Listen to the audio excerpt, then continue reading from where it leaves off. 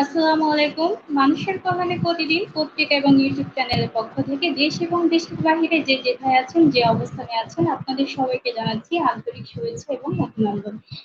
দর্শক, আমাদের নিয়মিত সম্প্রচারটি কিছুদিন যাবৎ কারিগরি ত্রুটির কারণে বন্ধ ছিল। আমরা আবার সমসাময়িক বিষয় নিয়ে এবং দেশ এবং দেশের বাইরে ঘটে যাওয়া নানা তথ্য নিয়ে এবং সুযোগ্য অতিথিদেরকে নিয়ে আপনাদের মাঝে লাইভ প্রোগ্রাম নিয়ে হাজির হয়েছি। আপনারা প্রতি সোমবার রাত ৯টায় আমাদের মানুষের কল্যাণে প্রতিদিন পত্রিকা এবং ইউটিউব চ্যানেলে চোখ রাখবেন এবং অবশ্যই আমাদের চ্যানেলটি সাবস্ক্রাইব করবেন। দর্শক, আমাদের অনুষ্ঠানের বিষয় পুলিশি জনতা এবং জনতাই পুলিশ, এবং আমাদের সাথে রয়েছেন আহ দায়িত্বপ্রবণ ৫ জন সুদক্ষ পুলিশ অফিসার। আমি এ পর্যায়ে পুলিশ অফিসারদের সাথে পরিচয় পর্বটি শেষ করতে যাচ্ছি।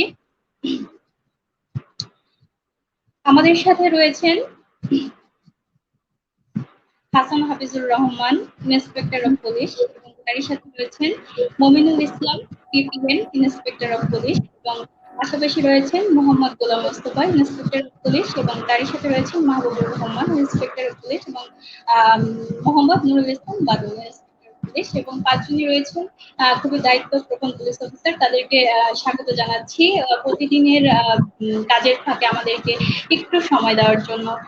দর্শক, এবং আমাদের সাথে রয়েছেন আমাদের সকলের প্রিয় হাফিজুর রহমান শিমুল সঞ্চালক, এবং বিশিষ্ট কলামিস্ট এবং সাংবাদিক সম্পাদক কবির নওয়াজ রাজ, এবং পুরো অনুষ্ঠান জুড়ে আপনাদের সাথে আমি রয়েছি মৌমিতা বাগচি।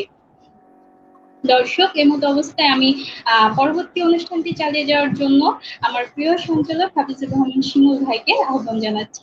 হাফিজুর রহমান শিমুল। ধন্যবাদ মৌমিতা। অনেক ভালোভাবেই পরিচয় পর্বটি করলেন। অভিবাদন জানাই, অভিনন্দন জানাই। এবং এই রাতে আমাদের অনেক ব্যস্ততম সময় উপেক্ষা করে মানুষের কল্যাণ প্রতিদিনে এই আয়োজনে বিশেষ টক শো পুলিশি জনতা, জনতাই পুলিশ, এই বিষয়ে টক শো অংশগ্রহণ করার জন্য সম্মানিত অফিসার ইনচার্জ মঠবাড়িয়া জনাব মোহাম্মদ নুরুল ইসলাম বাদল, তিনি আমাদের মাঝে এসে যুক্ত হয়েছেন। আপনাকে ধন্যবাদ জানাই। ধন্যবাদ জানাবো জনাব মাহবুবুর রহমান, আহ, আহ, বাবুগঞ্জ থানার সুযোগ্য পুলিশ পরিদর্শক। আহ, এই পর্যায়ে আমরা দর্শক শ্রোতা ভাই বোনদেরকে জানাতে চাই, পুলিশি জনতা, জনতাই পুলিশ, এই স্লোগানে বাস্তবে রূপ দিতে পুলিশ জনতা একত্রিত হয়ে দেশের সার্বিক আইন শৃঙ্খলা রক্ষায় কাজ করে যাচ্ছে। পুলিশের কাছে গিয়ে মানুষ যাতে অযথা হয়রানি না হয়, সে লক্ষ্যে সৎ ও নিষ্ঠার সাথে দায়িত্ব পালন করে যাচ্ছে গর্বিত পুলিশ বাহিনী। আমরা এই পুলিশ বাহিনীর গর্বিত যে অধ্যায়, সেটি সত্যিকার অর্থে মাথা উঁচু করে দাঁড়ানোর মতো। সত্যিকার অর্থে বিশ্বের দরবারে আমাদের বাংলাদেশ পুলিশ একটি মর্যাদার আসনে আসে। মহান মুক্তিযুদ্ধের পর বাংলাদেশ পুলিশ নামে সংগঠিত হয়। পুলিশ আইন শৃঙ্খলা রক্ষা, জনগণের জানমাল ও সম্পদের নিরাপত্তা বিধান, অপরাধ প্রতিরোধ এবং দমন বিশেষে ভূমিকা রেখে আসছে। মুক্তিযুদ্ধেও উম, এই বাহিনী ১,১০০ জনের মতো প্রাণ দিয়েছিলেন, শহীদ হয়েছিলেন। শুধু তাই নয়, কোভিড-19 পরিস্থিতি নিয়ন্ত্রণেও জনগণের সেবায়, জনগণের একর সম্মুখ সারির যোদ্ধা হিসেবে ১০৬ জন নির্ভীক পুলিশ সদস্য তাদের জীবনকে উৎসর্গ করেছিলেন। এ কাজেই যে আমরা পুলিশ জনতারই, পুলিশি জনতা, জনতাই পুলিশ, এই বিষয়ে অনেক গুরুত্ববহ আমাদের আজকের এই টক শোর আয়োজন। মানুষ আজকে থানায় যেয়ে তাদের সেই কাঙ্ক্ষিত সেবা গ্রহণ করছে, এবং চৌকস পুলিশ কর্মকর্তা বৃন্দ এবং পুলিশ সদস্যরা অতি নিষ্ঠার সাথে, আন্তরিকতার সাথে জনকল্যাণে, জনগণের সাথে নিবেদিত হয়ে তাদের জনগণের মাঝে সেবা পৌঁছে দিয়ে যাচ্ছেন। আমরা সেই সন্ধিক্ষণে এসে পুলিশই জনতা, জনতাই পুলিশ, মানুষের কল্যাণ প্রতিদিনের যে আয়োজনে আমাদের মানুষের কল্যাণ প্রতিদিনের সম্পাদক প্রকাশক কবির নেওয়াজ রাজ এর সার্বিক নির্দেশনায় আমরা যে টকশোয় আছি, আমার সহকর্মী মৌমিতা, মৌমিতা এখন প্রশ্ন পর্বে যাবে।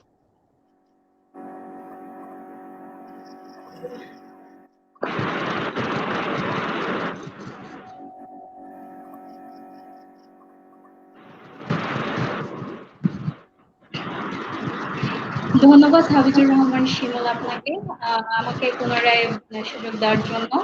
দর্শক, আমি এই মুহূর্তে প্রশ্নোত্তর পর্বে চলে যাচ্ছি। আমি প্রথমে প্রশ্ন করব জনাব মোহাম্মদ মাহবুবুর রহমান, পুলিশ পরিদর্শক, বাবুগঞ্জ থানা, নড়বড়িয়া। আহ, স্যার মোহাম্মদ মাহবুবুর রহমান, আপনি কেমন শুনতে পাচ্ছেন? হ্যাঁ, আমি বুঝতে পারছি। আপনাকে অনেক অনেক ধন্যবাদ প্রতিদিনের ব্যস্ততম সময় থেকে আমাদের অনুষ্ঠানে আসার জন্য। আপনাকে অভিনন্দন এবং পুনরায় ধন্যবাদ। স্যার, আপনার কাছে আমার প্রশ্নটি থাকবে, পুলিশ চাকরিটি একটি ঝুঁকিপূর্ণ চাকরি।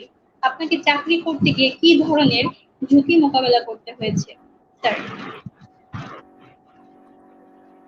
ধন্যবাদ।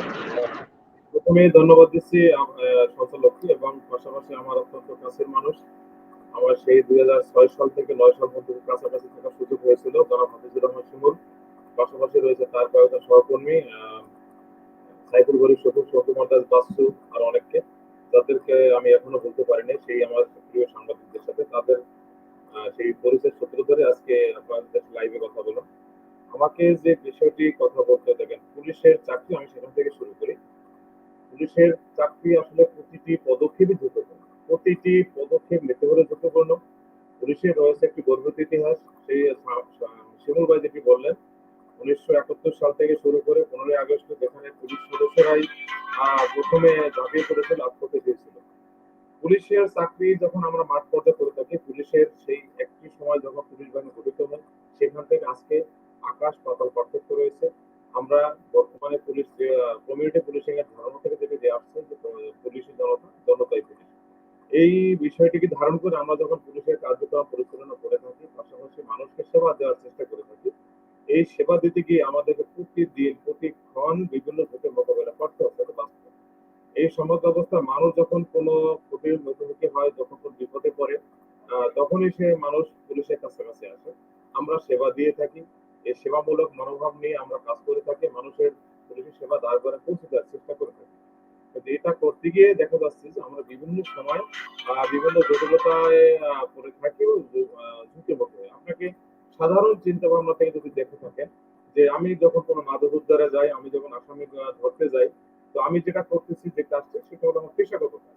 আমি আমার পেশাগত কাজের জন্য আসামিকে ধরার জন্য যাচ্ছি, বা আমি একটু জুয়ার আড্ডায় ভাঙতে যাচ্ছি, বা অন্য কোনো কাজে যাচ্ছি, যেটা টোটালি আমার পেশার সাথে সংশ্লিষ্ট।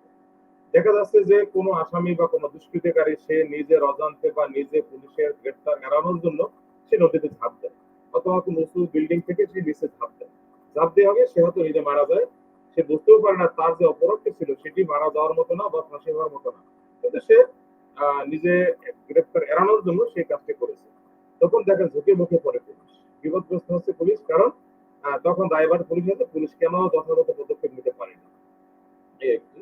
আমি নিজে বাস্তবে যেটা দেখতেছি, আমরা আসামি ধরতে গিয়ে আমরা আমার যারা টিমের সদস্য থাকে, জানেন বাংলাদেশের জনসংখ্যার তুলনায় পুলিশের সদস্য খুবই কম। রাত্রে একটা অভিযান যখন আমরা যাই, হয়তো 3 জন 4 জন বা 5 জন সর্বোচ্চ পুলিশ সদস্য থাকে। তো একটি আবাসিক ভবন বা একটা বাড়ির সম্পূর্ণ ঘেরার সুযোগ হয় না। সেক্ষেত্রে দেখা যাচ্ছে 2 জন বা 3 জন পুলিশ পিছনে সামনে মিলে আমরা থাকি। তো কোনো কোনো যারা পেশাদার দুষ্কৃতিকারী, ভয়ানক দুষ্কৃতি যাদের আমরা ঠিক করে থাকি, তারা সেই নিজের গ্রেফতার এড়ানোর জন্য কখনো কখনো পুলিশের উপর হামলা করে থাকে। কিছুদিন আগে দেখবেন যে পুলিশের হাত পড়ে গিয়েছে, পুলিশের কান পড়ে গেছে, চোখের আঘাতের কারণে সে গ্রেফতার এড়ানোর জন্য পুলিশকে আঘাত করে। তো আমি কিন্তু জানি যে আমার এই কাজটি করতে গেলে হয়তো ঝুঁকি আছে, বা আসামি আমাকে আম আমার প্রতি আঘাত করতে পারে। সেই বিষয়টা মাথায় রেখেও আমরা চেষ্টা করি। দেখা যাচ্ছে যে আমি নিজে ঘরের ভিতর ঢুকেছি, আসামি দাঁড়িয়ে আছে। তো আসামি থাকা অবস্থায় সে অন্ধকার, আমরা টর্চ লাইট জ্বালানোর যাই কিছু করলাম, হঠাৎ করে সে আসামি দাও বের করলো। যদিও আমার নিজের বাস্তব অভিজ্ঞতা দেখেছি যে সেগুলো কোনো কোনো ক্ষেত্রে আমরা সেখানে সফল হয়েছি, তাদেরকে ধরতে পেরেছি।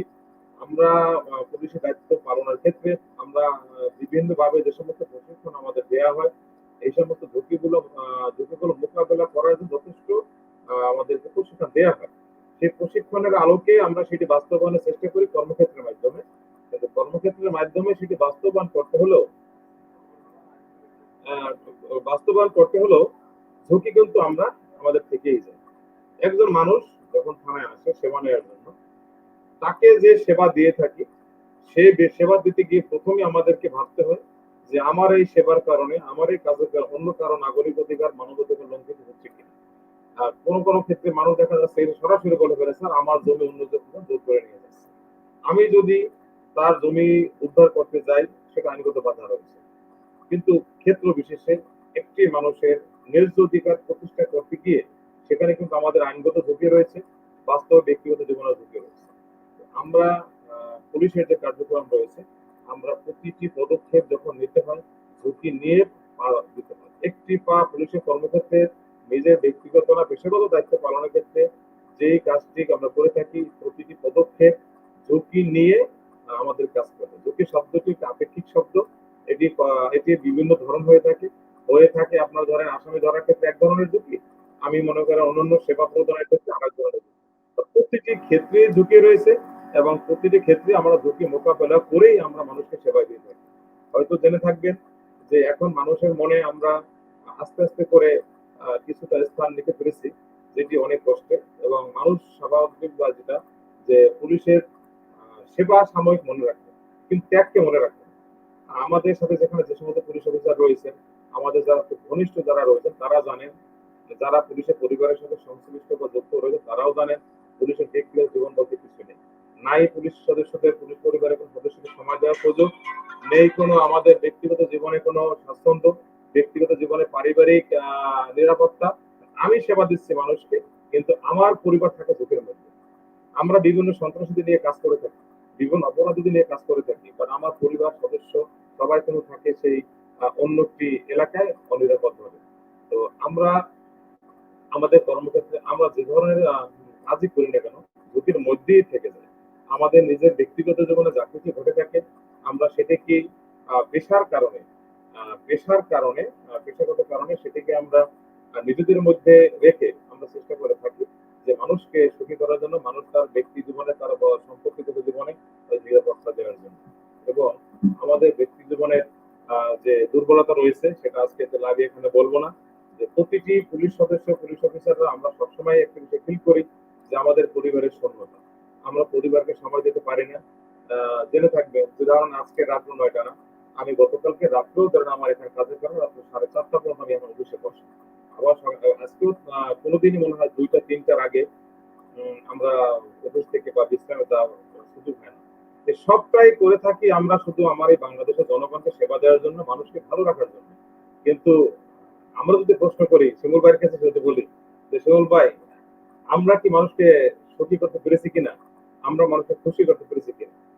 তো আমি সংক্ষিপ্তভাবে বললাম যে আমি আমার ব্যক্তিগত জীবনে দীর্ঘদিন কাজ করছি। আমরা চেষ্টা করেছি যে সমস্ত ঝুঁকিগুলো থাকে সেই ঝুঁকিগুলো মোকাবেলা করে পুলিশে সেবা দেওয়ার জন্য, মানুষের কাছাকাছি আসার জন্য, এবং নিজের একটা তৃপ্তি আছে যে মানুষের ভালোবাসা পেয়েছি, মানুষের কাছাকাছি ভালো আসার সুযোগ পেয়েছি এবং তারা মনে রেখেছে, এটা শান্তি। হয়তো পরিবারের সদস্যদের কাছ থেকে কিছুটা ব্যথা পেলেও এলাকার মানুষ যাদের সেবা দিয়ে থাকি তারা প্রতিদিন কাছাকাছি আসেন, তারা সময় দেন, তারাই ভালোবাসেন, মানুষের ভালোবাসা নিয়ে বেঁচে আছে। ধন্যবাদ।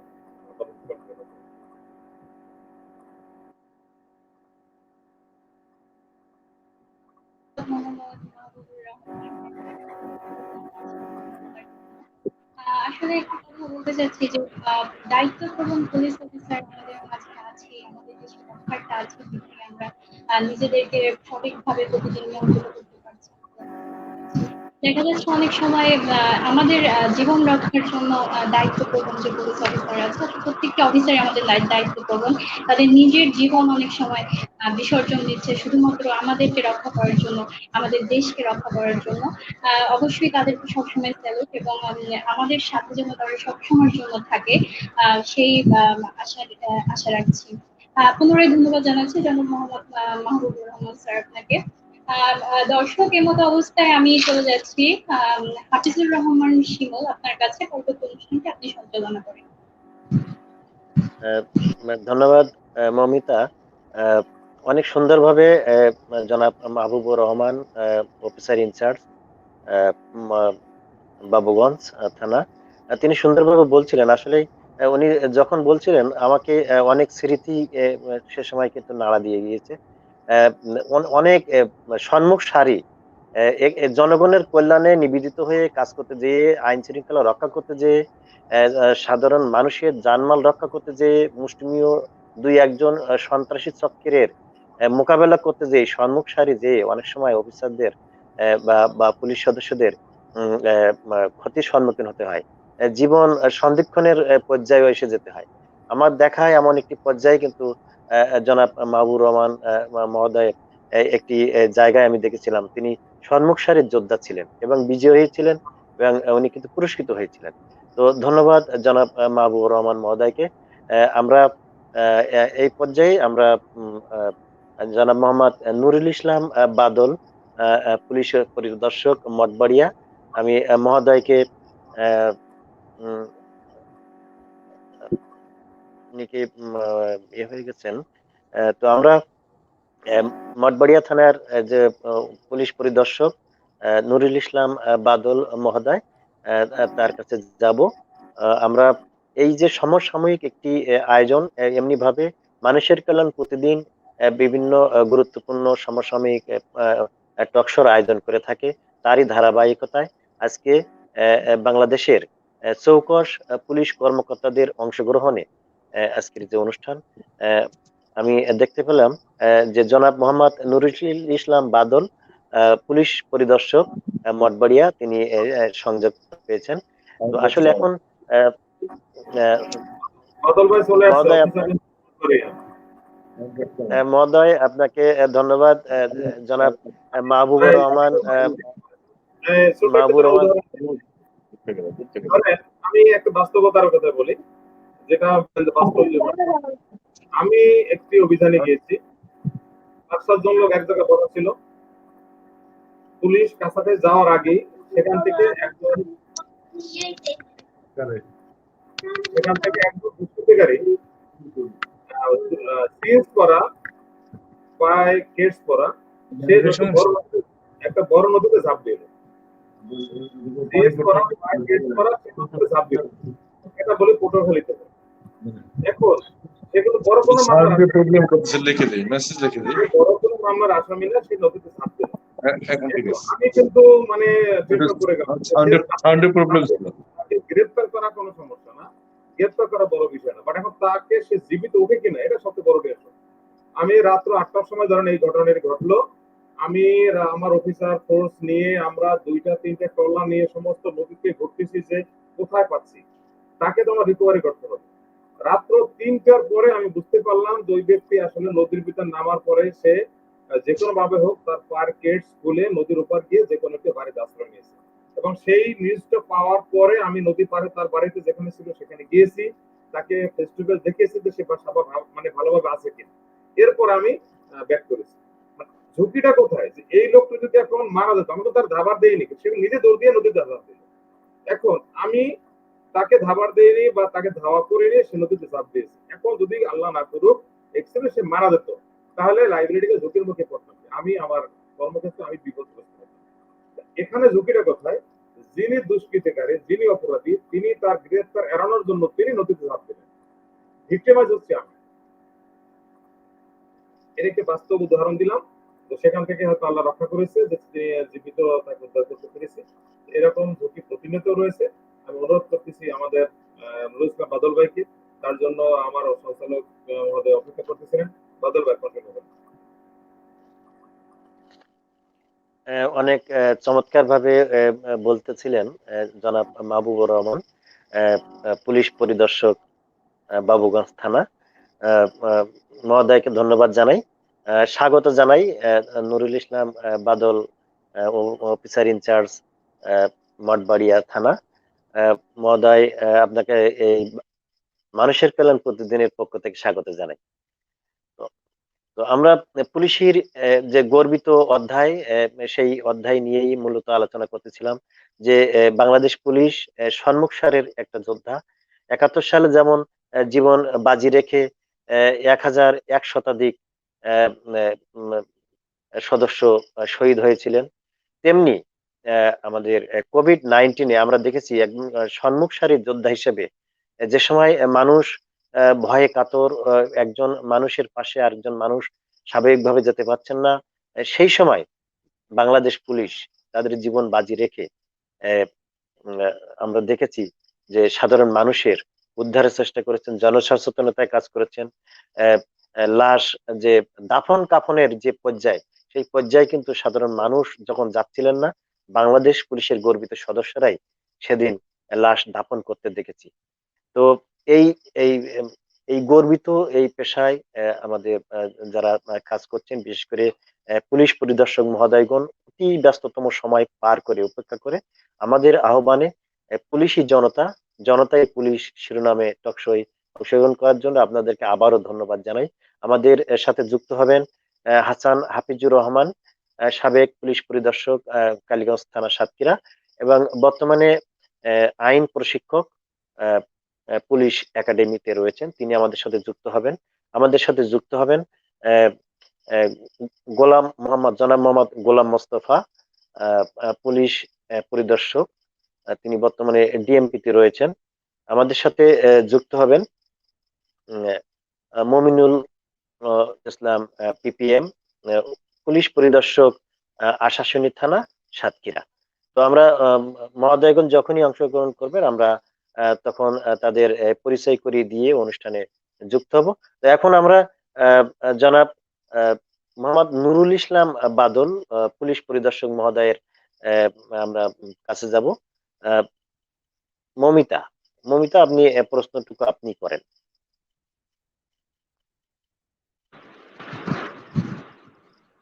ধন্যবাদ হাফিজুর রহমান শিমু আমাকে আবার পুনরায় সুযোগ দেওয়ার জন্য। দর্শক, আমি এই মুহূর্তে প্রশ্ন রাখতে চাচ্ছি মোহাম্মদ নুরুল ইসলাম বাদল আপনাকে। স্যার, আপনি কি শুনতে পাচ্ছেন আমাকে? হ্যাঁ, আমাকে শুনতে পাচ্ছেন? জি, আপনাকে শুনতে পাচ্ছি। আপনি শুনতে পাচ্ছেন? জি, আমি শুনতে পাচ্ছি, ক্লিয়ারলি শুনতে পাচ্ছি। জি, আজকে মানুষের কল্যাণে প্রতিদিন পত্রিকা এবং ইউটিউব চ্যানেলে আপনাকে পেয়ে আমরা ধন্য সত্যি। আর আমাদের পক্ষ থেকে আপনাকে জানাচ্ছি অসংখ্য ধন্যবাদ এবং অভিনন্দন আমাদের মাঝে ব্যস্ততম সময় থেকে কিছুটা সময় বের করে যোগদান করার জন্য। স্যার, একটা প্রশ্ন সবসময়ের জন্য জনতার কাছ থেকে আমরা পেয়ে থাকি। আজকে তো আমাদের অনুষ্ঠানের বিষয়বস্তু পুলিশি জনতা, জনতাই পুলিশ। যে প্রশ্নটা জনতার কাছ থেকে আমরা সর্বক্ষণে শুনে থাকি আর কি, মাঠে ঘাটে রাস্তায় পথে সবখানে, যে পুলিশ কর্মরত থাকা অবস্থাতেও, পুলিশ সেখানে থাকা অবস্থাতেও কেন এই ধরনের ঝামেলার সৃষ্টি হয়, কেন এই ধরনের রক্তপাত হয়, সে সম্পর্কে আপনি যদি কিছু একটা আমাদেরকে বলতেন এবং আমাদের যে দর্শক আছে তাদের উদ্দেশ্যে কিছু বলতেন। তাহলে আমাকে যদি রিপিট করলে, এটা আমি একটু প্রশ্নটা ক্লিয়ারলি শুনতে পারি নাই, আবার একটু প্রশ্নটা একটু মমিতা, মমিতা, যেহেতু নেট ডিস্টার্ব দিচ্ছিল, আমি বলি। আহ, নুরুল ইসলাম হ্যাঁ, বাদল, জনাব নুরুল ইসলাম বাদল, পুলিশ পরিদর্শক, মঠবাড়িয়া থানা, পিরোজপুর। মহোদয়ের কাছে আমরা এই মানুষের কল্যাণ প্রতিদিনের এই টকশোর মাধ্যমে জানতে চাচ্ছি যে পুলিশ জনগণের বন্ধু। কোন কোন ক্ষেত্রে জনতাই পুলিশের যে ক্ষতি, মানে জনতার কারণে পুলিশ ক্ষতিগ্রস্ত হয়।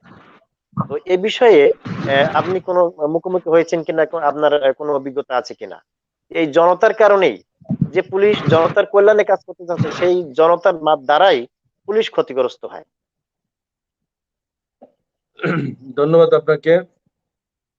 শুরুতে ধন্যবাদ জানাচ্ছি হাসান হাফিজুর রহমান এবং মৌমিতা, যে উপস্থাপনা করতেছেন, এবং যারা আজকের আপনারা এখানে এই লাইভ অনুষ্ঠানের আয়োজন করেছেন, যে আপনাদেরকে ধন্যবাদ, যে আপনারা একটা সুন্দর এবং একটি সমসাময়িক একটি আলোচিত একটা বিষয় নিয়ে আপনারা আপনারা যে আজকের এই টক শো, লাইভ শো আয়োজন করেছেন, এজন্য আমি আপনাদের ধন্যবাদ জানাচ্ছি। এতক্ষণ আমাদের আমার সহকর্মী পুলিশ পরিদর্শক মাহবুব রহমান, ওসি বাবুগঞ্জ থানা, অনেক আলোচনা করেছেন সম্পর্কে, বিভিন্ন কমিউনিটি পুলিশিং সম্পর্কে, তার বাস্তব অভিজ্ঞতা সম্পর্কে অনেক কথা বলেছেন। মূলত আজকের যে বিষয়টা আপনাদের প্রতিবাদ্য, যে বিষয়টা, যে পুলিশ জনতা, জনতাই পুলিশ, মূলত যে এখানে যে কথাটা আসছে, এটা মূলত আমাদের কমিউনিটি পুলিশিং এর একটি স্লোগান, আর এই কমিউনিটি পুলিশিংটি চালু হয় 2014 সাল থেকে। মূলত কমিউনিটি পুলিশিং এর পথ চলা আসলে সময়ের পরিবর্তনের সাথে সাথে আমাদের পুলিশের সেবার মানেরও পরিবর্তন শুরু হয়েছে। আগে এক সময় আসলে পুলিশের কাছে মানুষ ভাবে আসাটা খুব কষ্টসাধ্য ছিল। পুলিশ মানুষের কাছে যেতেও খুব কষ্টসাধ্য ছিল, মানুষ খুব সহজে পুলিশকে পেত না, আর পুলিশও মানুষকে সহজে পেত না। এই সময়ের পরিবর্তনে দেশের উন্নয়নের সাথে সাথে আসলে আমাদের সেবার মানটাও পরিবর্তন হয়েছে। আর এই পুলিশের সেবাটা মানুষের দ্বার প্রান্তে পৌঁছে দেওয়ার জন্যই এই কমিউনিটি পুলিশিং। এরপর পরবর্তীতে আমাদের বিট পুলিশিং এর কার্যক্রম শুরু হয়েছে। আমাদের বর্তমান আইজিপি স্যার এই বিট পুলিশিং এর কার্যক্রম এই বিষয়টা খুব গুরুত্ব দিচ্ছে। এটার উদ্দেশ্য হলো যাতে জনগণ পুলিশের সেবাটা খুব সহজে পায় এবং পুলিশের সেবাটা যাতে জনগণের দ্বার প্রান্তে পৌঁছায়। এখানে আমার এই কমিউনিটি পুলিশিং এর বিষয়, কমিউনিটি পুলিশিংটা আসলে এটা ফৌজদারি কার্যবিধি 42 এবং 43 ধারা, 44 ধারা ভিত্তিতে এই কার্যক্রম মূলত পরিচালিত হয় এবং এই ধারার আলোকেই মূলত এই কমিউনিটি পুলিশিং এর চালু হয়েছিল।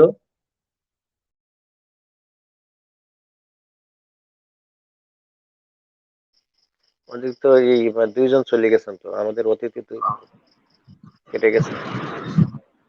যে দর্শক, কারিগরি ত্রুটির কারণে আমাদের কিছু ইন্টারনেট সংযোগে ব্যাহত হচ্ছে, তার জন্য আমরা আন্তরিকভাবে দুঃখিত। এখন আমাদের মাঝে রয়েছেন জনাব মোহাম্মদ মাহবুবুর রহমান, পুলিশ পরিদর্শক বাবুগঞ্জ থানা মঠবাড়িয়া। স্যার, আমি আপনাকে আরেকটি প্রশ্ন করতে চাই। স্যার, আপনি আমাকে শুনতে পাচ্ছেন? হ্যাঁ, শুনতে পাচ্ছি, বলুন। স্যার, আপনার কাছে আমার পরবর্তী প্রশ্ন থাকবে, বাংলাদেশের পুলিশ বাহিনী আইন শৃঙ্খলা রক্ষার্থে কিরূপ দায়িত্ব পালন করে চলছে?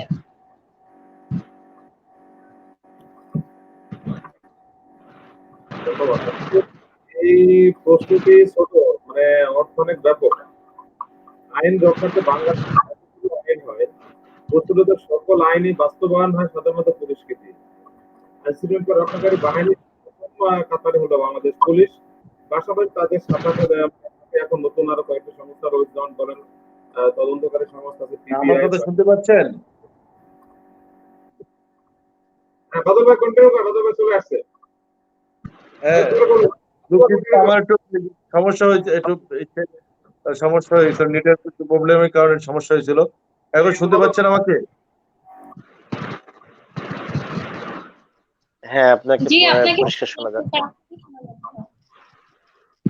আচ্ছা, যেটা আমি বলতেছিলাম যে আসলে কমিউনিটি পুলিশিং এর মাধ্যমে পুলিশ জনগণকে নিজ এলাকায় যে অপরাধগুলো আছে সেগুলো প্রতিরোধ করতে পারে এবং আইনি সহায়তা দিতে পারে, অপরাধ সম্পর্কে সচেতনতা বৃদ্ধি করতে পারে এবং এটার মাধ্যমে যে তথ্য দিতে পারে, পুলিশ বিভিন্ন অপরাধের তথ্য পেতে পারে।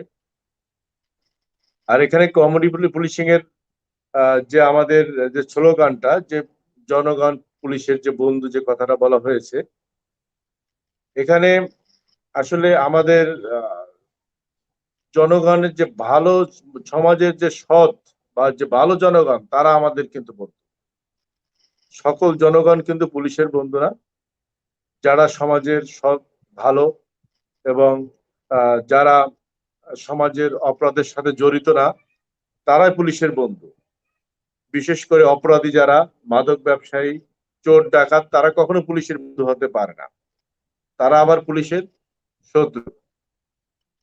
তা আমার কাছে যে প্রশ্নটা করা হয়েছে, আমি ওই বিষয়টি বলতে চাই যে আমরা যেহেতু সমাজের যে ভালো মানুষগুলো নিয়ে কাজ করি এবং সমাজের অপরাধ নিয়েই কাজ করি, যার জন্য আসলে সবাই তো আমাদের বন্ধু হবে না এবং সবার জন্য এই কাজগুলো যে আমার কাজগুলো যে ভালো লাগবে সেটাও না। তাই যারা সমাজে মূলত অপরাধী, যারা বিভিন্ন অপরাধের সাথে জড়িত, তারা আসলে আমাদের এই কাজগুলোকে অপছন্দ করবে এবং তারাই আমাদের শত্রু, এবং তারাই আমাদের শত্রু হয়ে দাঁড়ায়, এবং তারা বিভিন্নভাবে আমাদের যে অপরাধগুলো নিয়ন্ত্রণের ক্ষেত্রে প্রতিবন্ধকতা হয়ে দাঁড়ায়, এবং তারা সমাজে বিভিন্ন অপরাধীর সাথে যুক্ত হয় এবং তারা বিভিন্ন অপরাধ সংগঠন করে। এটাই স্বাভাবিক যে সমাজের খারাপ মানুষগুলো, যারা দুষ্কৃতিকারী, যারা অপরাধী, তারা আমাদের সহায়তা করবে না, তারা আমাদের বন্ধু না। ভালো মানুষগুলো নিয়ে আমাদের কাজ, এবং ভালো মানুষগুলো নিয়ে আমরা চলি, ভালো মানুষগুলোই আমাদের বন্ধু, এবং তাদের নিয়েই আমরা এই সমাজের সে অপরাধ শনাক্ত এবং সে অপরাধ আহ প্রতিরোধের জন্য আমরা মূলত কাজ করে থাকি। আপনারা জানেন যে ইতিপূর্বে আলোচনা হয়েছে যে পুলিশ শুধু এখন আসলে আমরা সমাজের অপরাধ নিয়েই কাজ করি না, আমরা মানুষের যে কোনো দুর্যোগময় মুহূর্ত, এই যে করোনা, তারপরে যে কোনো প্রতিকূল অবস্থায় পুলিশ জনগণের পাশে থাকে, এবং আমরা সেই কমিউনিটি পুলিশিং এর সেই স্লোগান নিয়েই আসলে যে পুলিশ, যে জনতার বন্ধু জনতাই পুলিশ, এবং আমরা এই স্লোগান নিয়ে আমরা মূলত সেই 2014 সাল থেকে আমাদের পথ চলা এবং আমাদের কাজ চলতেছে।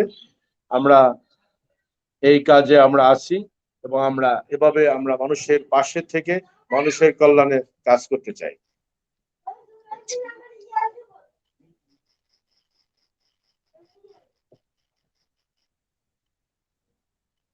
তো ধন্যবাদ আপনাদেরকে। আমি আমার এই প্রশ্ন সম্পর্কে আপনাদেরকে সংক্ষিপ্তভাবে মূলত এই আলোচনা করেছি। হ্যাঁ, ধন্যবাদ। গঠনমূলক কথা বলছিলেন। আসলে ওই জায়গাটি আমি আরেকবার যাব, যে যে বিশেষ করে কোভিড কালীন সময়ে বাংলাদেশ পুলিশের যে গর্বিত সদস্যরা, বিশেষ করে আমার খুব প্রিয় একজন পুলিশ পরিদর্শক ছিলেন। তিনি করোনায় খুব যন্ত্রণার মধ্যে দিয়ে পরপারে পাড়ি দিতে হয়েছিল। জনাব রাজীব, তিনি ওসি তদন্ত ছিলেন সাতক্ষীরার কালীগঞ্জে। তার দুটি মেয়ে, একটি ছেলে। তাদের সাথে আমাদের যোগাযোগ রয়েছে, খোঁজ খবর নিই। তো সেই পুলিশ ইন্সপেক্টর সহ 106 জন পুলিশ সদস্য, তারা এই করোনাকালীন সময়ে সাধারণ মানুষের শুধু পাশে থাকার জন্যই সম্মুখ সারির যোদ্ধা ছিল বলেই তাদেরকে এভাবে জীবন দিতে হয়েছে। তো এই যে যারা জীবন দিয়েছেন, তাদেরকে আত্মার শান্তি কামনা করি। আমরা মানুষের কল্যাণ প্রতিদিনের আজকের এই আয়োজনের পক্ষ থেকে তাদের শান্তি কামনা করি। আর 1971 সালে মহান মুক্তিযুদ্ধের কালীন সময়ে আমাদের গর্বিত পুলিশ বাহিনীর 1001 শতাধিক সদস্য তারা শহীদ হয়েছিলেন। তাদেরও আত্মার প্রতি শান্তি কামনা করি এই মানুষের কল্যাণ প্রতিদিনের আজকের এই লাইভ প্রোগ্রাম থেকে। তো আমরা ভালো পরিবেশে এবং সুন্দর সুন্দর কথা আমরা দেশ এবং দেশের বাইরে দর্শক শ্রোতা ভাই বোন বন্ধুগণ যে যেখান থেকে আমাদের সাথে রয়েছেন এবং পরবর্তীতে তারা যুক্ত হবেন, তাদেরকে আবারও সাধুবাদ জানাই, স্বাগত জানাই। মানুষের কল্যাণ প্রতিদিন এভাবেই এমনি ভাবেই সমসাময়িক টকশোর মাধ্যমে জনকল্যাণে অবদান রাখার চেষ্টা করে চলেছে। বিশেষ করে মানুষের কল্যাণ প্রতিদিনের সম্পাদক প্রকাশক কবির নেওয়াজ রাজ, তিনি একাধারে সাংবাদিক, একাধারে কলামিস্ট এবং আইনজীবী, এবং তিনি সাংবাদিকদের একজন সংগঠক হিসেবে পরিচিত। তার দিক নির্দেশনে আমরা এই অনুষ্ঠানগুলো করে থাকি। মমিতা। ধন্যবাদ হাফিজুর রহমান শিমুল আপনাকে। প্রিয় দর্শক, আসলে এই মুহূর্তে এসে আমাদের দুজন পুলিশ অফিসারের কাছ থেকে আমরা যে সুন্দর গঠনমূলক যে বক্তব্য পেয়েছি, তার ভিত্তিতে একটি কথা বলতে হয় যে পুলিশ জনতার পাশে আছে বিধায়ী আজকে জনতা শান্তিপূর্ণভাবে জীবনযাপন করতে পারছে। পুলিশ নিজের জীবনের পুলিশ শুধু পুলিশ নয়, আইন সংশ্লিষ্ট যে কেউ যে দায়িত্ব গ্রহণ, তারা নিজের জীবনের বিনিময়ে আজকে জনগণের পাশে আছে বিধায়ী আমরা শান্তিপূর্ণভাবে একটি সুশৃঙ্খল জীবনযাপন করতে পারছি। দর্শক, এই মুহূর্তে আমি যে প্রশ্নটি রেখেছিলাম মোহাম্মদ মাহবুবুর রহমান আপনার কাছে, প্রশ্নটি আমি আবারও আপনার কাছে রাখতে চাচ্ছি। আপনি আমাকে শুনতে পাচ্ছেন? হ্যাঁ, শুনতে পাচ্ছি। হ্যাঁ, জনাব মোহাম্মদ মাহবুবুর রহমান, পুলিশ পরিদর্শক, বাবুগঞ্জ থানা মঠবাড়িয়া। আপনাকে আমার যে প্রশ্নটি আমি করেছিলাম পুনরায় আবার প্রশ্নটি করছি। পুলিশের চাকরি, আহ, হ্যাঁ, প্রশ্নের উত্তর আপনি সঠিকভাবে দিয়েছেন। পরবর্তী প্রশ্নটি হচ্ছে, বাংলাদেশের পুলিশ বাহিনী আইন শৃঙ্খলা রক্ষার্থে কিরূপ দায়িত্ব পালন করে? আপনি যদি আমাদের জনগণের সুবিধার্থে একটু বুঝিয়ে বলতেন। প্রশ্নটি একটু আগে যেটি ছিল যে কি কি ধরনের আইনের মাধ্যমে বাংলাদেশের প্রচলিত আইন ব্যবস্থা বাংলাদেশের প্রচলিত আইন ব্যবস্থা আইন শৃঙ্খলা রক্ষার জন্য অগ্রগামী ভূমিকা পালন করে থাকে বাংলাদেশ পুলিশ। এই বাংলাদেশের পুলিশের ভিতরে থেকে আবার পুলিশের সদস্যদের নিয়ে পৃথক পৃথক আইন প্রয়োগের সংস্থা গঠিত হয়েছে, যেমন হয়েছে র্যাব, হয়েছে পিবিআই, তেমনি হয়েছে আরো কয়েকটি সংস্থা যারা আমরা সম্মিলিত ভাবে কাজ করে থাকি। আইন বিভিন্ন সময় বিভিন্ন সংসদ থেকে আইন প্রণয়ন করা হয়ে থাকে, তো এটা বাস্তবায়ন করা হয়ে থাকে পুলিশ। এটি হচ্ছে যে আইন প্রয়োগ করতে গিয়ে প্রথমে যখন যে কোনো বিষয় আইন হলো, যেমন আপনি জেনে থাকবেন যে আমাদের 2018 সালে যখন পৃথকভাবে সড়ক পরিবহন আইন প্রণয়ন করা হলো, তো এটি কিন্তু মানুষ প্রথম খুব মানে ই করে নেয়, রিসিভ করে নেয় না। তারা সবাই এই প্রয়োগটা করতে গিয়ে বিভিন্ন রকম জটিলতা সৃষ্টি হয়েছে, আন্দোলন হয়েছে, বিভিন্ন ভাবে মানুষ পুলিশের সাথে হেসে গিয়েছে, হ্যাঁ কেন এটা হবে না, এটা হবে না। এখন দেখেন আস্তে আস্তে কিন্তু পুলিশ কত পরিশ্রম হয়েছে যে মানুষকে, আমি বাংলাদেশের একজন নাগরিক হিসেবে বাংলাদেশের আইন জানতেও বাধ্য, বাংলাদেশের আইন মানতেও বাধ্য। কিন্তু আমাদের দুর্বলতা রয়েছে যে আমাদের বাংলাদেশের সাধারণ মানুষ আইন কিন্তু মানতেও চায় না, জানতেও চায় না। এবং যখন সেই আইনটি প্রয়োগ করা হয়, সেই আইনটি প্রয়োগ করতে গেলে তখন তারা বিভিন্ন পুলিশ তার মুখোমুখি হয়, এইটা কেন হবে, এইটা কেন হবে। আপনি উন্নত বিশ্বের সাথে দেখবেন, আমার ঘনিষ্ঠ লোক রয়েছে, আমার ভাইরা রয়েছে যারা আমেরিকা পুলিশে কাজ করে। ওদের কথা হচ্ছে যে আমেরিকাতে যেটা হচ্ছে যে মানুষের কাছ থেকে পুলিশ একটা আতঙ্কে থাকে যে এলাকার মানুষ এতটাই আইন সম্পর্কে অভিজ্ঞ যে তাদের মধ্যে আইন প্রয়োগ করতে গেলে যে আমি পুলিশ, আমার কেউ যেন ভয় হয়, আমি যেন ভুল না করি। কিন্তু আমরা সেখান থেকে অনেক দূর। আমরা যদি সেই আমেরিকার মতো ইউরোপ কান্ট্রির মতো পুলিশিং চাই, তাহলে অবশ্যই আমাকে সেই রকম নাগরিক হতে হবে, আমাকে সেই পর্যায়ে বুঝতে হবে। কিন্তু আমরা কিন্তু আইন সাধারণত জানতেও চাই না, মানতেও চাই না। আমরা অন্যান্য বই সবাই পড়ি, আমাদের শ্রেণী পাঠে কোথাও আইন এখনো পড়াবার মতো কোনো ব্যবস্থা হয়নি। এটা হয়তো এই মানে প্ল্যাটফর্মে না বললে হবে কি জানি না। আইন আমাদের মাঠ পর্যায়ে থেকে যে আইনটা শেখানো হয় বা আপনার স্কুল কলেজ থেকে আইনের কিছু না কিছু যেগুলো ধারা রয়েছে, যেসব বিধান রয়েছে, এগুলো বাংলাদেশের যারা সাধারণ নাগরিক যারা ঘরেন তাদেরকে জানা দরকার। যারা বাংলাদেশের প্রচলিত আইন যদি মানুষ না জানে, তাহলে কিন্তু আমরা প্রতিনিয়ত যারা আইন প্রয়োগকারী সংস্থা রয়েছে, আমরা আইন প্রয়োগ করতে গিয়ে বিভিন্ন রকম সমস্যার মুখে পড়তে পারি। প্রথমতই আমরা যখন আইন প্রয়োগ করতে যাই, তখন মানুষকে অনভিজ্ঞ অবস্থায় যে মানুষকে কোনো কিছু বোঝাতে গেলে তখন দেখবে সেখানেই প্রথম প্রতিকূলতা সৃষ্টি হয়। এরপর তাদেরকে ম্যানেজ করতে বোঝাইতে মানুষ আসতে সময় নেয়। 2018 সালের আইনটি 2022 সাল। এখন দেখবেন যে কন্টিনিউ আমাদের বিভিন্ন সার্জেন্টরা, পুলিশ সদস্যরা যারা ট্রাফিক আইন বাস্তবায়ন করছেন, এখন কিন্তু খুব একটা সমস্যা হচ্ছে না। বাট আপনি দেখেন প্রথম যখন সেই আইনটি বাস্তবায়ন করতে যাচ্ছিলাম, তো কত প্রতিবন্ধকতা সৃষ্টি হয়েছে, হাজারো রকম ঘটনা হয়েছে, ইনসিডেন্ট ঘটছে আমাদের দেশে। তেমনি যখনই কোনো আইন আপনার প্রণয়ন করা হয়, সেটি যখন আমরা বাস্তবায়নে যাই, তখনই আপনার সেই প্রতিবন্ধকতা আসে। আমাদের বাংলাদেশের প্রচলিত নারী ও শিশু নির্যাতন আইন, যে আইনটি বাস্তবায়ন এখন থেকে সর্বোচ্চ হচ্ছে 2020 সালে, সেটি পুনরায় সংশোধন হয়েছে। এরকম বিভিন্ন সময় যে আইনগুলো হয়ে থাকে, আমরা সেই আইনগুলো প্রয়োগ করার পূর্বে আমাদের প্রথমই হয় সেই আইনকে নিয়ে আমাদের বিভিন্ন সিনিয়র অফিসাররা আমাদের প্রশিক্ষণের ব্যবস্থা করে থাকে। আমরা নিজেরা আগে সেই আইনটি কিভাবে স্টাডি করা হবে, সেই আইনটি কিভাবে মানুষের কাছে প্রয়োগ করবো, মানুষ কিভাবে বোঝাবো এই আইনের বাস্তবায়নটা এরকম, সেটি বুঝিয়ে তারপর আমাদেরকে মাঠ পর্যায়ে সেটি প্রয়োগ করতে হবে। তো এক্ষেত্রে আপনার কাছে যারা আজকে আমার দর্শক যারা শুনবে, তাদের কাছে অনুরোধ থাকবে, যারা বাংলাদেশের সুনাগরিক হিসেবে দাবি করেন, অবশ্যই বাংলাদেশের প্রচলিত আইন সম্পর্কে কিছু না কিছু মোটামুটি একটি ধারণা থাকা উচিত যে বাংলাদেশের প্রচলিত আইন কোনটি, কি আমার করণীয়, কি বর্জনীয়, কোন কাজটি করলে অপরাধ হয়, কোন কাজটি না করলে অপরাধ হয়, এটি একটু জানা দরকার। আমরা জানেন আমরা বিভিন্ন সময় শিক্ষা প্রতিষ্ঠানে স্টুডেন্ট কমিউনিটি পুলিশের কার্যক্রম করে থাকি। সেখানে আমি ব্যক্তিগতভাবে যেটা মনে করি যে আগামী যে জেনারেশন, এখন যারা স্কুল কলেজ পড়ুয়া, আমাদের ভবিষ্যৎ, এদেরকে সুরক্ষা দেওয়া এই রাষ্ট্রের দায়িত্ব। আমি রাষ্ট্রের একটি প্রতিষ্ঠান, আমার দায়িত্ব। তো আমি প্রতিনিয়ত বিভিন্ন শিক্ষা প্রতিষ্ঠানে গিয়ে থাকি, আমরা ছাত্র ছাত্রীদের সাথে কথা বলে থাকি যে একটি মেয়ে যদি বাল্য বিবাহ শিখে তার পরিণতি এটা তাদেরকে বোঝাতে হবে। এটা নট অনলি পুলিশ, একটা স্কুলের যারা রয়েছে, শিক্ষা প্রতিষ্ঠানে যারা পাঠদান করে থাকেন, ওর বাইরে এই বিষয়গুলো বোঝাতে হবে যে একটি মেয়ে যখন 8-এ 9-এ ক্লাস 10-এ ফার্স্ট ইয়ার সেকেন্ড ইয়ার পড়ে, তাকে যদি বিয়ে দেওয়া হয়, তার জীবনটা মাঝখান থেকে তো থেমে গেল, তার ভবিষ্যৎ কোথায়, এর কুফল কি, এটা বোঝাতে হবে।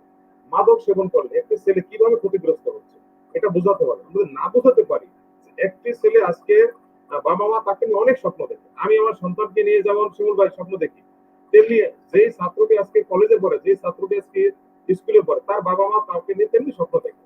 কিন্তু সময়ের মানে সবার পরিবর্তনে বন্ধু বান্ধবের খুব পৌঁছে নাই, যেভাবে হোক না কেন, সে ছেলেটি যদি কোনো কারণে একটি মাদক মামলায় আসামি হয়, তাহলে কিন্তু তার দেখেন আগামী দিনে সে চাকরি পাওয়া থেকে শুরু করে একটি পাসপোর্ট করা থেকে প্রতিটি পদক্ষেপে সেখান থেকে প্রতিবন্ধকতা সৃষ্টি হবে, সে সেখান থেকে অবিবেচিত হবে, কারণ সে একজন মামলার আসামি। সে মনের বলে হোক, যেভাবে হোক, এই তদারকির অভাবে যে আমি তাহলে ব্যর্থ, আমি বাংলাদেশের একজন একজন পুলিশ অফিসার হিসেবে, আমরা একজন শিক্ষা প্রতিষ্ঠানের শিক্ষক বা প্রধান শিক্ষক যাই বলি, যারা যেখানে যে পদে রয়েছে, আমরা আমাদের দপ্তর, আমরা আমাদের পদ থেকে সেই কাজটি করতে ব্যর্থ। কারণ আজকে একটি মেয়ে ক্লাস 9-এ পড়ে, ক্লাস 10-এ পড়ে, সে কি কারণে অন্য একটি ছেলের সাথে কথিত প্রেমের সম্পর্কে আসক্ত বাড়ি থেকে পালিয়ে যাবে, তাহলে আমরা ব্যর্থ। আমরা যদি আগামী দিনের যারা আমাদের জেনারেশন, যারা আগামী দিনে বাংলাদেশকে নেতৃত্ব দেবে, প্রশাসনিক ভাবে বলেন, রাজনৈতিক ভাবে বলেন, সর্বস্তরে যারা আগামী দিন বাংলাদেশকে নেতৃত্ব দেবে, তাদেরকে এখন থেকে সুরক্ষা দিয়ে পূর্ণ মানুষের রূপান্তর করা, তাদেরকে তৈরি করা কিন্তু আপনার আমার সকলের দায়িত্ব। আমরা যদি সেটি করতে পারি, তাহলেই আমরা আগামী দিনে সুন্দর বাংলাদেশকে দেখতে পাবো। যতই আমরা মনে কল্পনা করি যে আগামী দিন 2041 সালে বাংলাদেশকে একটি আমরা উন্নত শিখরে নিয়ে যাব, কিন্তু আজকে আগামী দিন 41 সালে দেশ যারা পরিচালনা করবে, তাদেরকে যদি আমরা সুরক্ষা দিতে না পারি, তাদেরকে যদি আমরা গড়ে তুলতে না পারি, তাহলে কিন্তু আমার সেই কাঙ্ক্ষিত লক্ষ্য কখনোই অর্জন করা সম্ভব হবে না। এবং এই জন্যই বলছি যে আমাদের সকলে নাগরিক হিসেবে আইন জানা, সব আইন না, যে আইনটা মোটামুটি হবে, ধরেন মিনিমাম একটা আইডিয়া থাকা দরকার, সেই আইনটি জানা এবং মানা, এটি কি করণীয় এটা জানা দরকার। এবং আমি প্রিয় সংখ্যালঘু মানে এই প্রশ্নটি করার জন্য ধন্যবাদ, যে আমার ব্যক্তিগত করে নয়, এটি আমাদের কর্মক্ষেত্রে পেশাগত কারণে আমরা যখন বাংলাদেশ সরকার বা বাংলাদেশ সংসদ যখন কোন আইন প্রণয়ন করে থাকে, আমাদের সিনিয়র অফিসাররা আমাদের জন্য পৃথক পৃথকভাবে প্রশিক্ষণের ব্যবস্থা করে থাকে, আমরা প্রশিক্ষিত বাহিনীর সুশৃঙ্খল সদস্য হিসাবে সেই আইনগুলো মানুষের মাঝে প্রয়োগ করে থাকি। তো যখনই প্রয়োগ করি, স্বাভাবিকভাবে প্রথম দিকে যেহেতু বললাম যে বাংলাদেশের মানুষ প্রথম দিকে আইন জানে না, পরবর্তীতে আমরা সেটি আস্তে আস্তে করে মানুষকে বোঝাবার চেষ্টা করি বন্ধুত্বসুলভ ব্যবহারের মাধ্যমে। যে পুলিশ জনগণের বন্ধু যেটা বললেন, যে মানুষ স্বাভাবিক মানে যেটা রিসিভ করতে চায় না, তাদেরকে বুঝিয়ে যে এটি আছে, এটি করতে হবে, এটা মানতে হবে, আস্তে আস্তে করে তাদের কাছে নিয়ে যাওয়ার চেষ্টা করি। যখন তারা বুঝে থাকে, তখন মেনে থাকে। শিমুল ভাই যেটা বলতেছিলেন, যে আমি ধরেন আমি 2020 সালে আমি বরিশাল জেলা গৌরী থানায়, তখন আমি ইন্সপেক্টর তদন্ত হিসেবে দায়িত্ব পালন করতেছিলাম। একজন কোভিড কালীন সময় অগ্রগামী পুলিশ সদস্য হিসাবে আমি কিন্তু শিমুল ভাই নিজেকে আড়াল করতে পারিনি। আমি আমার সদস্যদের নিয়ে বিভিন্ন ভাবে মানে একদম যে নিজের ঝুঁকির মধ্যে, সম্পূর্ণ নিজের ঝুঁকির মধ্যে, তখন মানে একদম কোভিড এর খুব মানে অবস্থা ছিল। তখন আমি বিভিন্ন বাজারে হাটে গিয়ে নিজে হ্যান্ড মাইক নিয়ে মানে ঘেমে মানুষের মধ্যে, দয়া করে আপনি দোকান থেকে সরে যান, দয়া করে রাস্তা থেকে সরে যান, দয়া থেকে এক পাশে আসবেন না, মাস্ক পরেন। মানুষ দৌড়দৌড়ি করতেছে, মানুষ সেখান থেকে কেউ আবার আমাদেরকে বিভিন্ন রকম বকাও দিচ্ছে। মানুষ যতই বকা দেখ না কেন, সে যত মানে তার দুর্বলতার কারণে, মানসিক দুর্বলতার কারণে সে আমাকে বকা দিচ্ছে। আমরা চেষ্টা করি তাদের কাছে গিয়ে বলার জন্য, বাট আমি যে ঝুঁকির মধ্যে আছি, যে আমি কি করোনা আসক্ত হচ্ছে কিনা বা আমি করোনা আক্রান্ত হচ্ছি কিনা, এটি কিন্তু কখনো ভেবে দেখিনি। এবং আমি কয়েকবারই আমি কোভিড-19 এর পরীক্ষা করেছিলাম, এবং মহান আল্লাহর কাছে শুকরিয়া যে আমি আমার উদ্দেশ্য ভালো ছিল, মানুষের সেবা করা, মানুষের ভিতরে ছিল, মানুষের ভিতরে গিয়ে মানুষকে সেবা দিয়েছি। ইনশাআল্লাহ আমি এখন পর্যন্ত কোভিড আক্রান্ত হইনি, আল্লাহর কাছে শুকরিয়া। তো আমার পরিবারের যারা সদস্য রয়েছে তারা এখনো কোভিড আক্রান্ত হয়নি, কিন্তু আমি চেষ্টা করেছি মানুষকে কোভিড থেকে দূরে রাখার জন্য, সম্পূর্ণ ঝুঁকির মধ্যে থেকেও মানুষকে কোভিড থেকে বোঝানোর জন্য, কোভিডের আক্রান্ত না হয়, মাস্ক পরে, মাস্ক স্বাস্থ্যবিধি মেনে চলে, আমাদের সরকারের যে নিয়ম নীতি রয়েছে স্বাস্থ্যবিধি মেনে চলার জন্য যে কার্যক্রমগুলো রয়েছে, সেটি মানুষের দ্বারে দ্বারে পৌঁছে দেওয়ার জন্য আমি অন্য কারো সদস্য না, নিজে হ্যান্ড মাইক নিয়ে হেঁটে হেঁটে রাস্তায় আমি মানুষকে বোঝাবার চেষ্টা করেছি যে এটি করা যাবে না। অনেকে বলে দূর কত কিছু হয়, আমার মাস্ক পরলে না বলে কি হবে, কিন্তু আমি মানুষকে কানের দ্বারা গিয়ে গিয়ে বলছি না, মাস্ক পরতে হবে, গুলো তখন পড়তে হবে, আপনার হ্যান্ড স্যানিটাইজার ইউজ করতে হবে, এটি বোঝাবার চেষ্টা করেছি।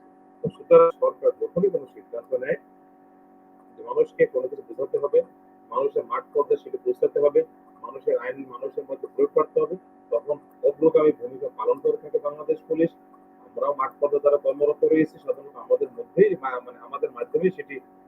প্রয়োগ হয়ে থাকে বা আমাদের মাধ্যমেই সেটি বাস্তবায়িত হয়ে থাকে।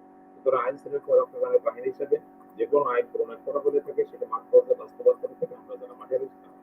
ধন্যবাদ। অসংখ্য ধন্যবাদ জনাব মোহাম্মদ মাহবুবুর রহমান, পুলিশ পরিদর্শক ভগবান থানা মন্ডলিয়া। তিনি খুবই যুক্তি সহযোগে আমাদের মাঝে তার উপস্থাপনা করবেন এবং আমি পুনরায় ধন্যবাদ জানাচ্ছি জনাব মোহাম্মদ মাহবুবুর রহমান। দর্শক, আজকে আমাদের মাঝে উপস্থিত হবার কথা ছিল হাসান হাফিজুর রহমান, মমিনুল ইসলাম, টিপিএম, মোহাম্মদ গোলাম মোস্তফা। যে কোনো ত্রুটির কারণে আমাদের মাঝে উপস্থিত হতে পারেনি, তার জন্য আমরা আন্তরিক দুঃখিত। পরবর্তী অনুষ্ঠানে আশা রাখি যে তাদেরকে আমরা পাবো।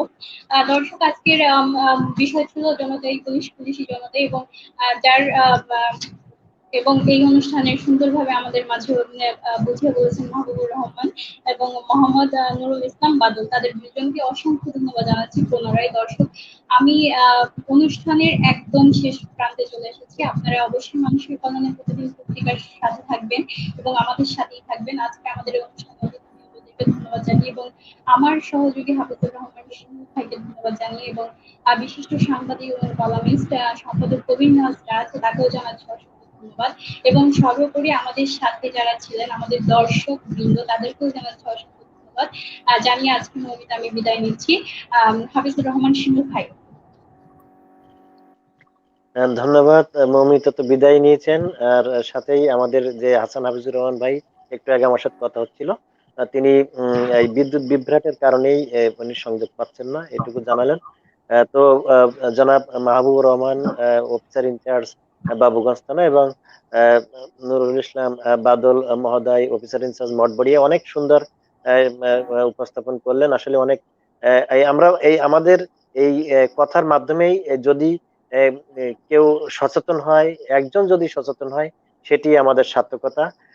আর আমরা এই অনুষ্ঠানের মাধ্যমেই যে 106 জন যে গর্বিত পুলিশ সদস্য, তারা কোভিড-19 আক্রান্ত হয়ে মৃত্যুবরণ করেছিলেন, তাদের আত্মার শান্তি কামনা করতে পেরেছি, এর জন্য আমরা ধন্য। এবং মহান মুক্তিযুদ্ধের কালীন সময়ে 11 শতাধিক পুলিশ সদস্য তারা যে শহীদ হয়েছিলেন, তাদের আত্মার মাগফিরাত কামনা করতে পারাটাই আমরা তৃপ্তি, আমাদের এই অনুষ্ঠানের আয়োজক সার্থক। তো অতিথি মহোদয়দের আবারও আন্তরিক ধন্যবাদ জানাই। পাশাপাশি এমনি ভাবে আরো কোনো বিষয় ভিত্তিক নিয়ে আপনাদের পাশে পেতে চাই, সাথে থাকতে চাই। এই সুযোগের প্রত্যাশা ব্যক্ত করেই মানুষের কল্যাণ প্রতিদিনের আজকের এই আয়োজন এখানেই সমাপ্তি ঘোষণা করছি। ধন্যবাদ সকলকে। ধন্যবাদ শিমুল ভাই, আবার দেখা হবে, আবার কথা হবে। এবং আমরা আমরা একটু একটু একটু একটু মাহবুব ভাই, আমরা আমাদের কাঙ্ক্ষিত আলোচক, আমরা যার কথা একটু আগে বলতেছিলাম, হাসান হাফিজুর রহমান, উনি পুলিশ পরিদর্শক সাবেক, কালীগঞ্জ সাতক্ষীরা, এবং আইন প্রশিক্ষক, পুলিশ একাডেমি, মহোদয়কে আমরা এই মাত্র সংযোগ পেয়েছি। আপনাকে মানুষের কল্যাণ প্রতিদিনের পক্ষ থেকে স্বাগত জানাই, সাধুবাদ জানাই, অভিবাদন জানাই। আপনি কেমন আছেন? হ্যাঁ, ভালো আছি শিমুল ভাই, কিন্তু আমি দুঃখিত, বা বলতে পারেন যে আমার কপাল মন্দ। বিদ্যুৎ বিভ্রাটের কারণে আমি ঢুকতে পারিনি এতক্ষণ। ফলে খুব মানে যখন শুনতে শুরু করলাম, তখন মনে হচ্ছিল অত্যন্ত প্রাণবন্ত আলোচনা হচ্ছিল, যেটা আমি মিস করলাম। এটা আমার আসলেই অত্যন্ত দুর্ভাগ্যের বিষয়। তো যাই হোক, একেবারে মনে হয় যে শেষ সময় এসে তাও অংশ নিতে পারতেছি, এতেই ভালো লাগতেছে। তবুও কিন্তু তবুও অনেক প্রাণবন্ত একটি আলোচনা, যে পুলিশই জনতা, জনতাই পুলিশ, এই অনুষ্ঠান অনেক সুন্দরভাবে আলোচনা হচ্ছিল। তো আপনার এই আমাদের দর্শকদের উদ্দেশ্যে বলার প্রশ্ন ছিল এইটাই, যে পুলিশই জনতা, জনতাই পুলিশ বাস্তবে কতটা কাজে আসে? শুধু এটুকুই প্রশ্ন আপনার কাছে, আপনি যদি আমাদের দর্শক শ্রোতা ভাই বোন বন্ধুদের কে এই বিষয়ে একটু বলতেন। আচ্ছা, ধন্যবাদ শিমুল ভাই।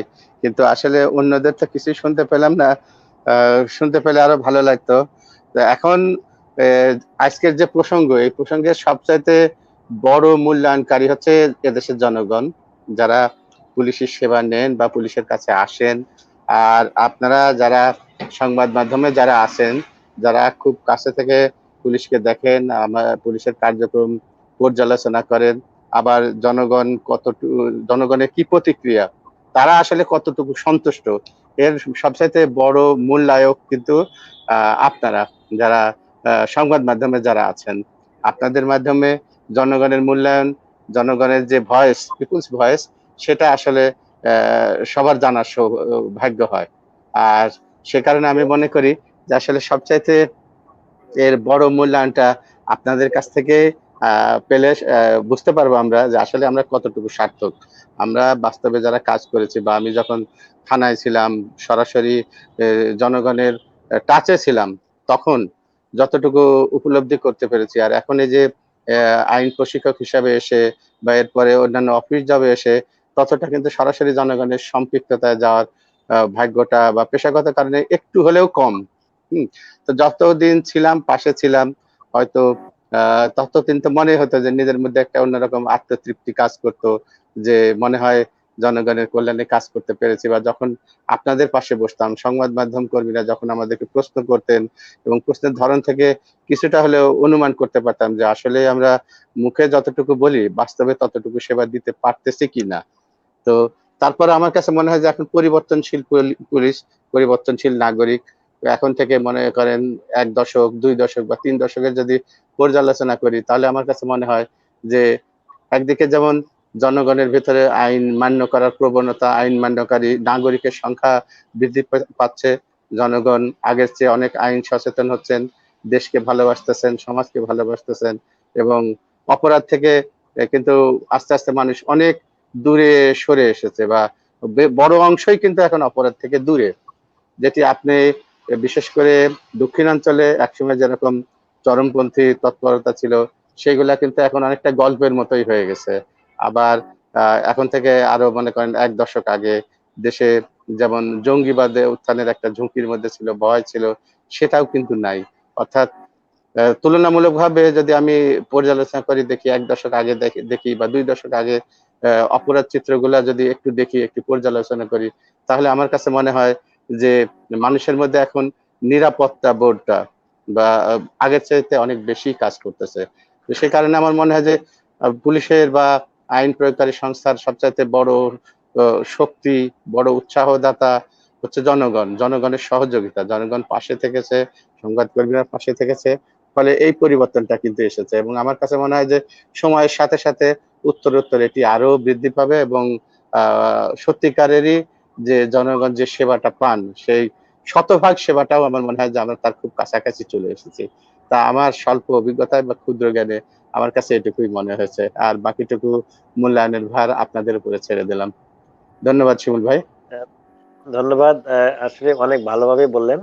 আমি আমি দর্শক শ্রোতা ভাই বোন বন্ধুদেরকে জানাতে চাই, বাংলাদেশ পুলিশের ইন্সপেক্টর জেনারেল মাননীয় আইজিপি স্যার ডক্টর বেনজির আহমেদ পিপিএম বার মহোদয়, তিনি বলেছেন বাংলাদেশ পুলিশ শুধু একটি প্রতিষ্ঠান নয়, বাংলাদেশ পুলিশ শুধু একটি প্রতিষ্ঠান নয়, বাংলাদেশ পুলিশ গৌরবের নাম।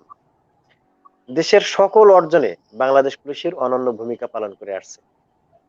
আমরা সেটাই লক্ষ্য করি, সেটাই বাস্তবতায় দেখি যে বাংলাদেশ পুলিশ তারা সম্মুখ যোদ্ধা হিসেবে প্রত্যেকটি ক্ষেত্রে দেশের কল্যাণে, জনগণের কল্যাণে যে নিবেদিত, সেটি সত্যিই গায়ের পশম শিহরে ওঠে। আমরা বাস্তবতার নিরিখে দেখেছি যে বাংলাদেশ পুলিশ কতটা বাস্তবতার মুখোমুখি হয়ে একটি অর্জন, দেশের অর্জন, জনগণের কল্যাণের যে অর্জন, সেটি করে থাকেন। তো সব মিলে শেষ হয়েও হলো না শেষ। আমাদের মূল আলোচক হাসান হাফিজুর রহমান, প্রশিক্ষক আইন, আইন প্রশিক্ষক, পুলিশ একাডেমি, তিনি বিদ্যুৎ বিভ্রাটের কারণে আমি মেসেজটি একটু আগেই দিতেই তিনি আবার আমাদের সাথে সংযোগ হয়েছেন। সবশেষে পেয়ে আমরা ধন্য হয়েছি। মানুষের কল্যাণ প্রতিদিন, এই আজকের যে আপনাদের আহ্বানে এবং আপনাদের উপস্থিতি, আমরা কৃতজ্ঞতার বন্ধনে আবদ্ধ রাখবো। সর্বোপরি একদম শেষ কথা, আমরা শুধু দর্শক শ্রোতা ভাই বোনদের উদ্দেশ্যে দুটি লাইন বলবেন, যেটি আগামী দিনে তাদের চলার পাথে হয়। হাসান হাফিজুর রহমান, আইন প্রশিক্ষক, পুলিশ একাডেমি। যেখানে যেরকম আইনই হোক, আইন যত কঠোর হোক বা সহজ হোক, যে ভাষাতেই আমরা বলি, সবচাইতে আমার কাছে যেটি মনে হয় যে এর জন্য সবচাইতে বেশি প্রয়োজন হচ্ছে জনগণের সম্পৃক্ততা, জনগণের পাশে থাকা, জনগণের সহযোগিতা। নাগরিকরা যদি সহযোগিতা না করেন, তাহলে কোনো বাহিনী, কোনো ডিপার্টমেন্ট, কারো পক্ষেই তার পেশাগত দায়িত্ব সুষ্ঠুভাবে পালন করা সম্ভব নয়। তো এর জন্য সবচাইতে বেশি প্রয়োজন, সবচাইতে বেশি নিয়ামক শক্তি হচ্ছে এদেশের জনগণ। এদেশের জনগণ উত্তরোত্তর সচেতন হচ্ছেন, এদেশের জনগণ সকল সময়ে আমাদেরকে সহযোগিতা করতেছেন। সেই সহযোগিতা যদি থাকে, এই সহযোগিতা যদি অব্যাহত থাকে, তাহলে অবশ্যই আমরা জনগণকে সাথে নিয়ে আরো একটি সুশৃঙ্খল, সুন্দর সমাজ তথা সুন্দর একটি দেশ আমরা গড়ে তুলতে পারবো। এবং সবসময় অতীতে যেভাবে আপনারা আমাদের পাশে ছিলেন, আগামীতেও বর্তমানেও আছেন এবং আগামীতেই থাকবেন, এটাই আমাদের প্রত্যাশা, এটাই আমাদের শক্তি, এটাই আমাদের আগামী দিনের পাথেয়। ধন্যবাদ শিমুল ভাই, ধন্যবাদ সবাইকে। ধন্যবাদ, ধন্যবাদ, ধন্যবাদ সকলকে। আবারও কৃতজ্ঞতা। শুভরাত্রি। আচ্ছা, শুভরাত্রি।